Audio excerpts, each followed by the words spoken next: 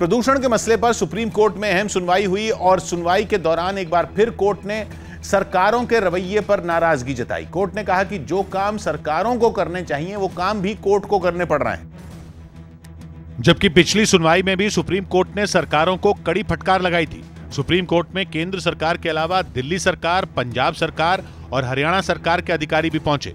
सरकारों का हलफनामा देखकर जज ने कहा कि इसमें तो कोई ठोस प्लान ही नहीं है। जस्टिस एनवी रमना ने कहा कि सरकार के अफसर काम ही नहीं करना चाहते, वो सिर्फ ये चाहते हैं कि अदालत कोई आदेश दे दे और उस पर हस्ताक्षर करके लागू करवा दिया जाए। नाराजगी जताते हुए उन्होंने ये भी कहा कि इस तरह के प्लान बनाना और लागू करवाना कोर्ट का काम नहीं है, ये तो खुद सरकार को करना चाहिए। हालांकि सरकारों ने हलफनामे में उन कदमों की जानकारी भी कोर्ट को दी जो प्रदूषण से निपटने के लिए उठाने का फैसला हुआ है, जिन पर अदालत ने फौरन कदम उठाने का आदेश दिया। दिल्ली समेत पूरे एनसीआर के लिए जो फैसले लिए गए उनके मुताबिक स्कूल, कॉलेज और शिक्षण संस्थान अगले आदेश तक पूरी तरह बंद रखे जाएंगे। राज्य सरकारों के जितने भी विभाग हैं उनमें 21 नवंबर तक आधे स्टाफ को ही काम करने की इजाजत होगी। इसके अलावा निजी कंपनियों को भी ऐसा ही करने को कहा गया है। 21 नवंबर तक हर निजी कंपनी में 50% से ज्यादा स्टाफ दफ्तर नहीं आएगा। इसके अलावा ज्यादा से ज्यादा कंपनियों को यह कहा गया है कि वो जहां तक संभव हो कर्मचारियों को वर्क फ्रॉम होम करने के लिए प्रेरित करें। 21 नवंबर तक के लिए दिल्ली में केवल जरूरी सामान की सप्लाई में लगे ट्रकों को ही एंट्री दी जाएगी। इन सभी आदेशों को 21 नवंबर तक लागू करने के पीछे मौसम विभाग का अनुमान है। सॉलिसिटर जनरल तुषार मेहता ने यह बात कोर्ट को बताई कि मौसम वैज्ञानिकों ने 21 नवंबर से हालात बेहतर होने का अनुमान जताया। इस बीच सुप्रीम कोर्ट की फटकार के बाद दिल्ली में प्रदूषण बढ़ाने वाली गाड़ियों के खिलाफ मुहिम तेज कर दी गई। परिवहन विभाग ने बिना प्रदूषण जांच करवाए चलाई जा रही गाड़ियों पर 10,000 का जुर्माना लगाने का फैसला लिया है।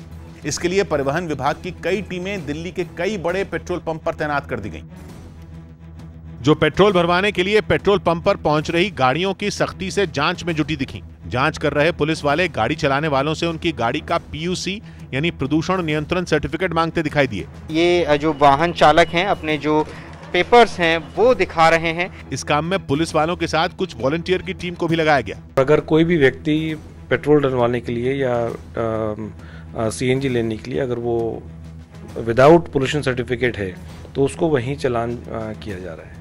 दावा किया गया कि वसंत कुंज इलाके के सिर्फ एक पेट्रोल पंप पर ही सुबह से दोपहर तक करीब 150 गाड़ियों की चेकिंग की गई। जो गाड़ियां यहाँ आती हैं उनका पेट्रोल लेने के लिए उनका पोल्यूशन चेक कर रहे हैं। अच्छा, हमारा मेन मोटिव ये है कि भाई पोल्यूशन ना हो। प्रदूषण जांच में सख्ती बढ़ी तो लोग भी प्रदूषण जांच केंद्र में अपनी गाड़ी के लिए सर्टिफिकेट बनवाने पहुंच गए। बताया गया कि प्रदूषण के खिलाफ चलाई गई इस मुहिम से सड़कों पर जैम न लगे, इसलिए खास तौर पर पेट्रोल पंपों पर ही ये चेकिंग की जा रही है। सौभाग्य की एक बात है कि दिल्ली एनसीआर की हवा हम सब ने मिलकर प्रदूषित कर दिया और अब हमारा पैदा किया स्मॉग हटाने की जिम्मेदारी सभी सरकारों ने कुदरत पर छोड़ दी है। क्योंकि हवा तभी साफ होगी जब या तो बारिश हो या फिर तेज हवा चले, जिसकी उम्मीद मौसम वैज्ञानिकों ने जताई है। और उसी के आधार पर 21 नवंबर तक दिल्ली में ट्रकों की एंट्री बंद कर दी गई, जबकि दिल्ली से 300 किलोमीटर के दायरे में कोयले से चलने वाले 11 में 6 बिजली घर भी 30 नवंबर तक बंद रहेंगे, जिससे बिजली की थोड़ी कमी भी हो सकती है।